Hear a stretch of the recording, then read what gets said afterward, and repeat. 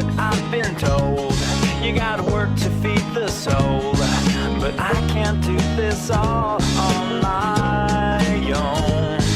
No, I know I'm no Superman. I'm no Superman.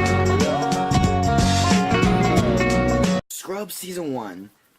This is a show that's famous because of how different it is. You know, there's lots of scenes where, like, you know, the characters have, like, an imaginary thing happen. Not like that 70s show. This show, they'll be like, oh, you know, if a couple's fighting, don't get roped into the conversation, and then it'll show one of the couples, like, rope a guy into the conversation, which is, you know, I like that. The basic premise of the show is there's this group of med students, and they have to, you know, work at a hospital, and one of them's this really gifted doctor, one of them's a really gifted surgeon, and then there's, you know, a nurse, and, you know, two already established doctors, and I really like the interaction between them. Then there's the janitor, who's just a little pointless, but really funny. So JD, you know, he's the awkward protagonist. Great character because of the way he sees things. I like the way he grows, you know, he's kind of an innocent bunny at first, and then he gets more experienced. I like the episode where he says, you know, eventually every doctor surpasses nurse as far as experience goes, and that was cool.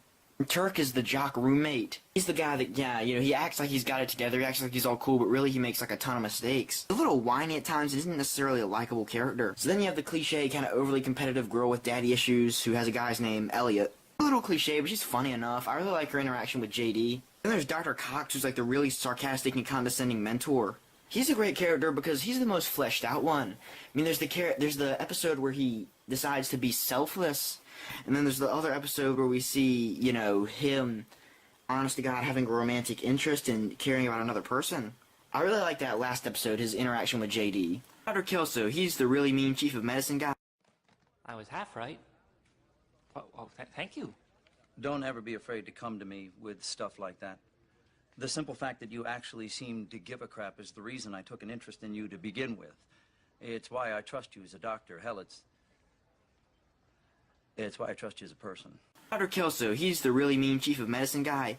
He really doesn't get much development and is kind of annoying. I mean, I figured he'll probably get more developed as the show goes on, but as far as this first season goes, eh. Very funny, very interesting show, all in all. The best episode is My Old Lady, because it shows, you know, working at a hospital, it develops the characters.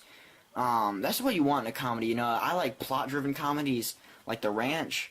You know, I want a comedy where the characters will interact with each other and they'll grow as characters, but in, you know, having a strong central plot also. I'd say it's worth watching at the premiere. So yeah, be sure to subscribe. Bye.